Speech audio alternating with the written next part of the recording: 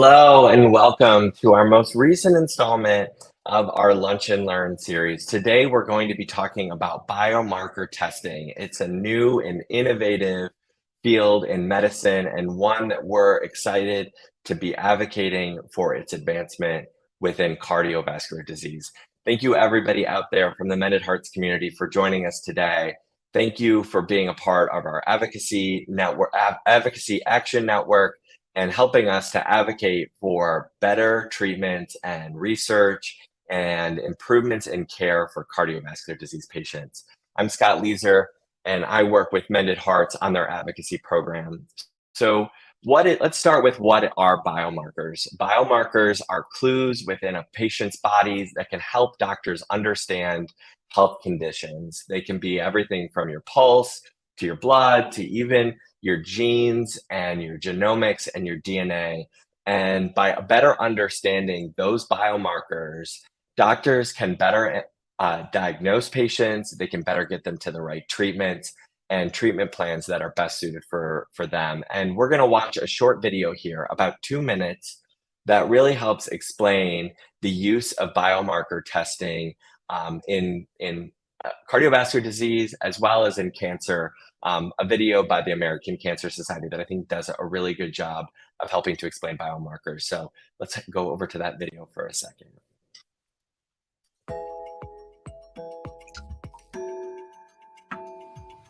Imagine, scientists have developed a new way to use information from your own genes or proteins to help doctors diagnose or treat disease and improve survival and quality of life in conditions like cancer.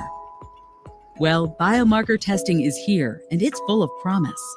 Now imagine this: thousands of Americans who could benefit from this scientific advancement missing out because of lack of insurance coverage and other barriers. Americans who have been marginalized, including in communities of color and those who are insured through Medicaid, and people in rural communities far from academic medical centers, are less likely to benefit from these life-saving advances. A biomarker is a unique signal that is specific to a patient's disease and can be measured in blood or tissue. In cancer, biomarkers can include molecules like proteins and gene mutations found in cancerous cells. Cancer biomarkers are often notated by an abbreviation which can include numbers and letters. A positive test means the patient's cancer cells have that biomarker, and this information can be used to select the most appropriate treatment. Scientists are working to advance new treatments for cancer and other diseases by determining what biomarkers can convey about the effectiveness of different therapies. Currently, there are rapidly increasing numbers of biomarker-informed therapies doctors are using, and these therapies are leading to improved survival rates and better quality of life for people with cancer. And those better health outcomes could lead to lower healthcare costs.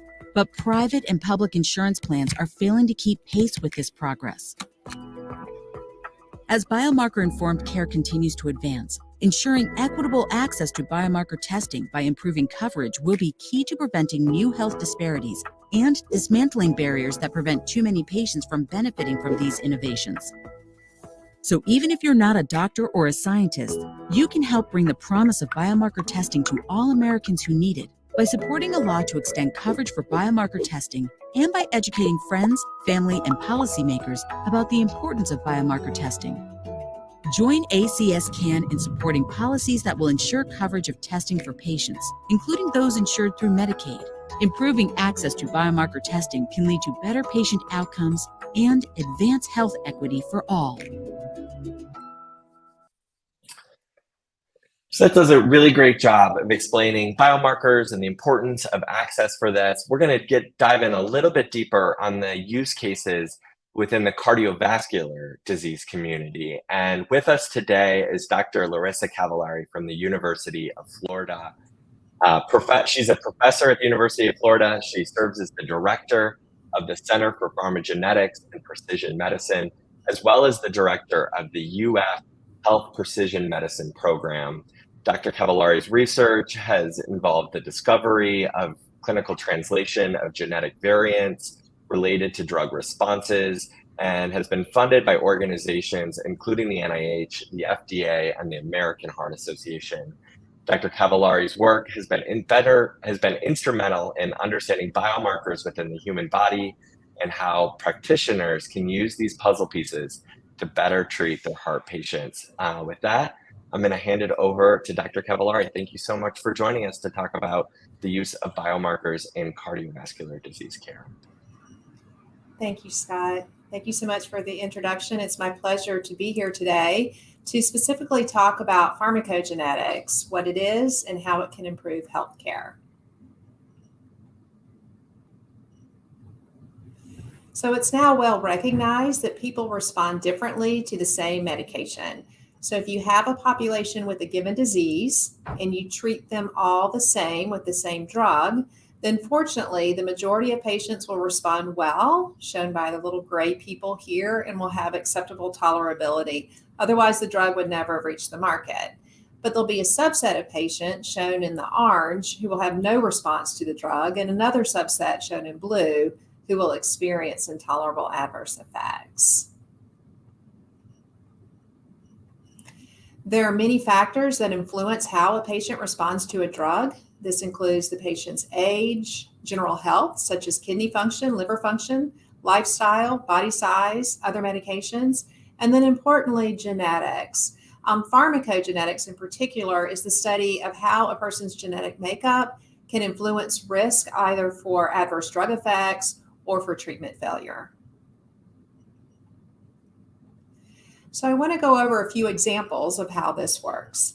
So to start, we know that there is a genotype that affects response to a very commonly used heart drug called clopidogrel or Plavix.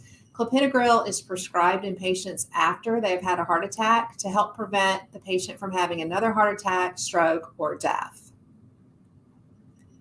However, what we know is that 3 of every 10 individuals have a genotype that's associated with reduced clopidogrel effectiveness. So let's delve into this a little bit deeper. So clopidogrel is what we call a prodrug. It's administered in an inactive form. So once it's ingested, it's transported to the liver. And there's an enzyme called CYP, or pronounced CYP2C19.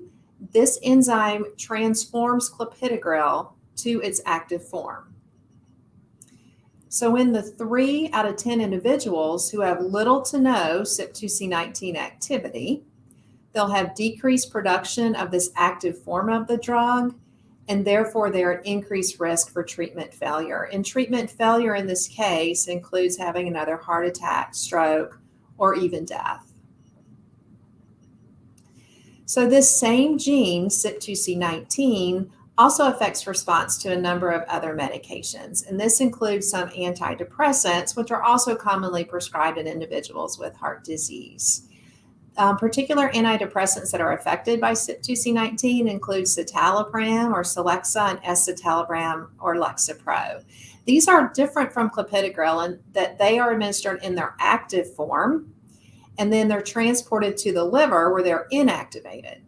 So in the same 3 out of 10 individuals with little to no CYP2C19 activity, then they'll have decreased inactivation of these drugs, higher concentrations of the active form, and they're at increased risk for adverse drug effects.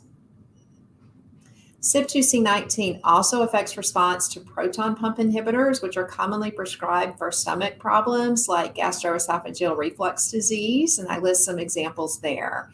Like antidepressants, these are administered in their active form, and then they're transported to the liver where the same enzyme, CYP2C19, metabolizes them to an inactive form.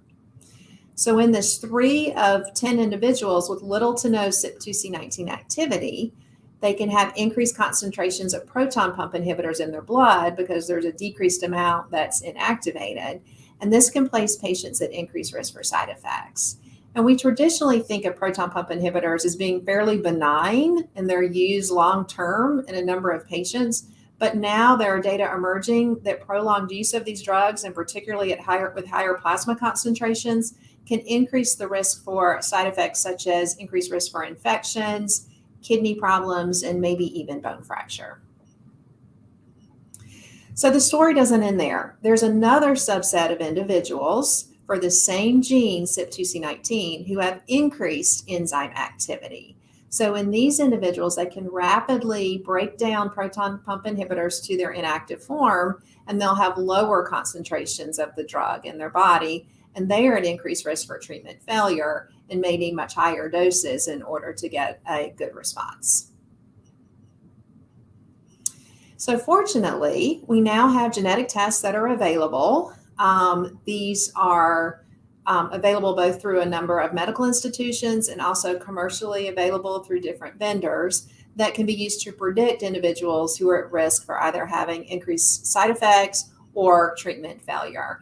And those who test positive can then either be treated with an alternative drug. So in the case of clopidogrel, there are 2 other drugs that could be used instead that aren't affected by genotype, or we might use a different dose. So with proton pump inhibitors, we might use either a lower dose or a higher dose, depending on a person's genetic makeup. So I have focused on one gene, CYP2C19, which is a very important gene, but certainly not the only one that affects response to medications. There are a number of other genes, mostly involved with transporting drugs in the body or breaking drugs down.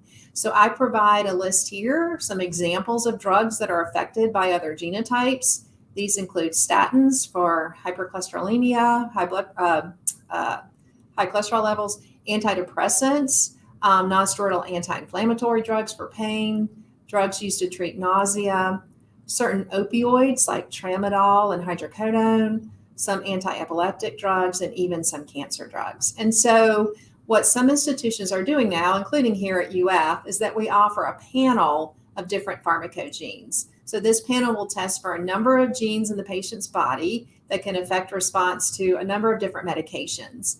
And then this information can be put in the patient's medical record and can be used to inform how to prescribe multiple therapies that patient may need in the future. So thank you for your attention.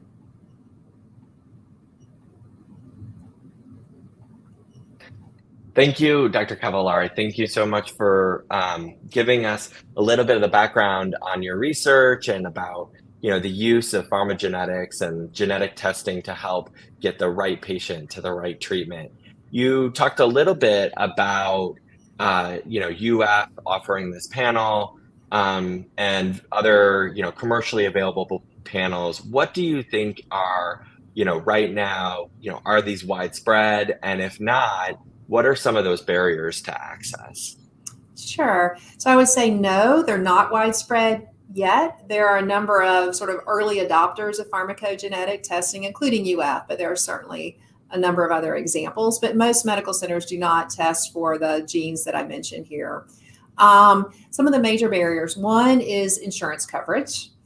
We do routinely order CYP2C19 for our patients who have had a heart attack, but we occasionally, or maybe more than occasionally, that bill is submitted to the patient's insurance and the claim is denied, which is difficult for the patient because he or she may not be able to afford that. We do have, our pathology lab is able to then have the patient pay a much lower price, but still that can be burdensome. So I would say that is a big barrier.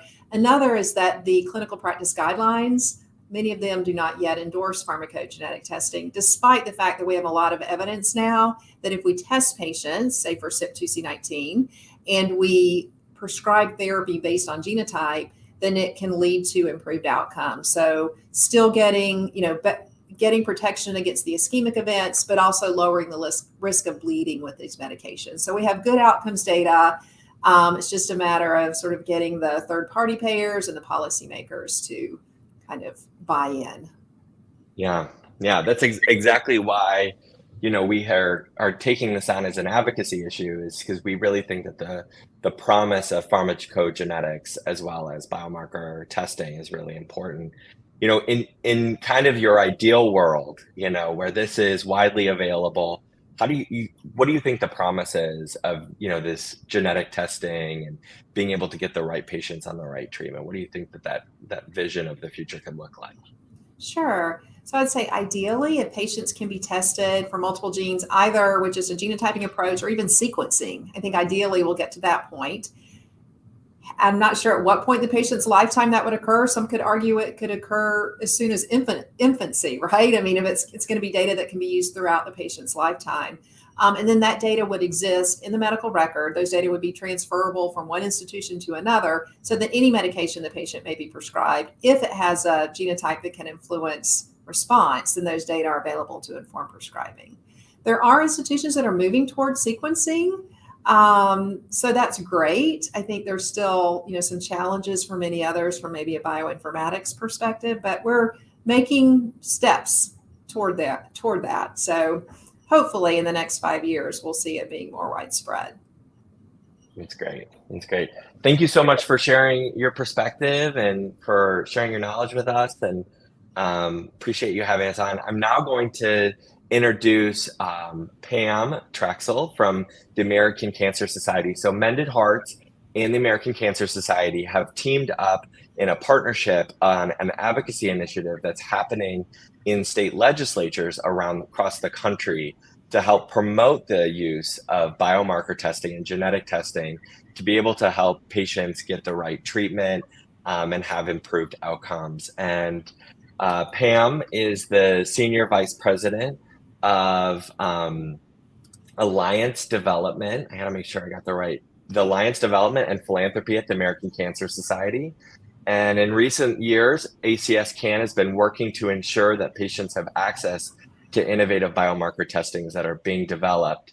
With Pam's leadership, which has included a nationwide campaign to encourage state legislatures to guarantee coverage for these tools, both for cancer and non-cancer conditions such as cardiovascular disease. Pam, thank you so much for joining us today. Can you tell us a little bit about the efforts that are happening in the state and the nationwide campaign that is underway? Sure, Scott. Thanks so much. I'm really excited to be here. I think for us, we started to really think about, and this whole presentation today has really kind of made such a great case for why this is so important. But I think one of the things that we found, and I think Dr. Cavallari said this quite well, is that, we have really good science behind why biomarker testing is so important. But then why are patients not getting it, right? And that's what we kept hearing over and over again from cancer patients. And then as I started to talk to other groups, I realized, wow, this is much bigger than cancer. So we've been embarking on a campaign to educate lawmakers in every state across the country about what is a biomarker. Using that video, talking a little bit about how they're used to help improve patient care, and then working with state legislators to actually introduce legislation to guarantee patient access to biomarker testing where there's clinical evidence to say that that would support a patient's care.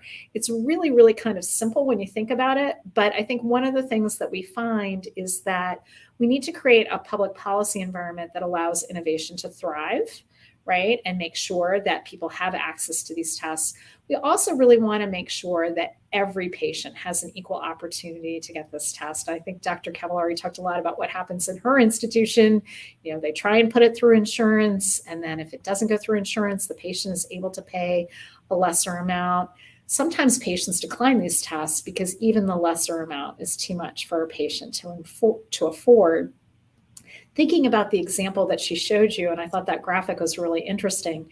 How do you know which color of those people you are, right? Are you low? Are you high? Are you in the middle? These are very serious illnesses that you're being treated for. You want to make sure that if you're paying for that treatment, that it actually works for you. And so to me, biomarker testing is a really big part of that. Yeah. What kind of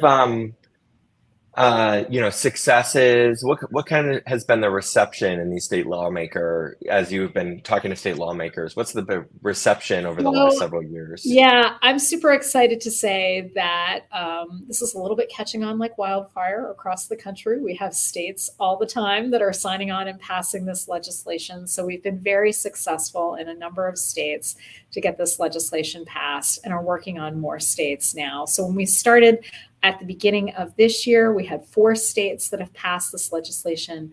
We've been an additional 5 states that have passed the law so far this year. And there are more that are still working right now on this.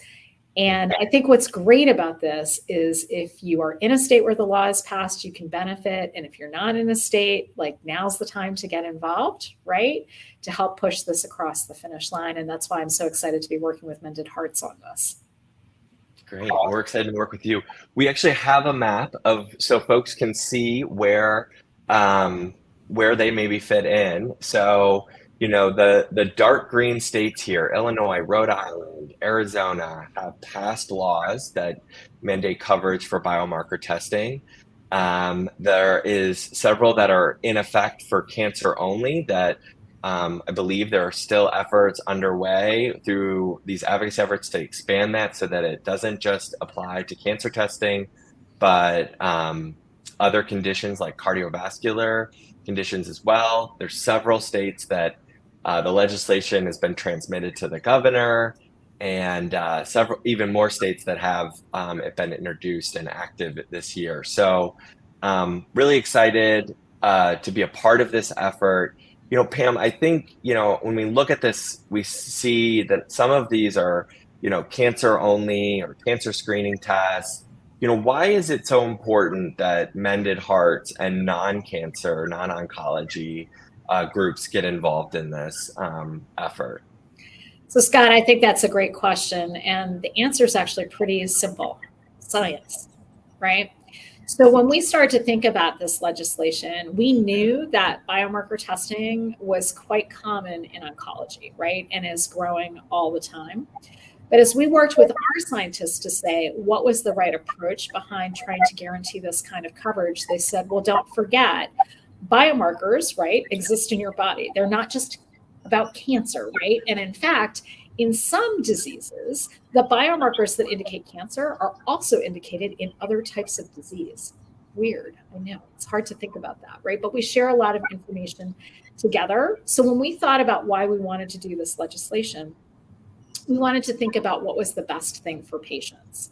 Because I tell people all the time, many patients might be active because they have cancer, and they might also be active with Mended Hearts, because unfortunately, very few people in this country just have one serious disease.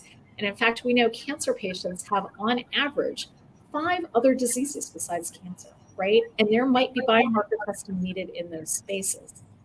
I would also say we want to really take advantage of the fact that as new therapies are developed to treat all kinds of diseases, think rare disease, think Alzheimer's, really biomarker testing is a great way to make sure that we understand how a drug can be most effective for that particular patient, right? So this is where science is going.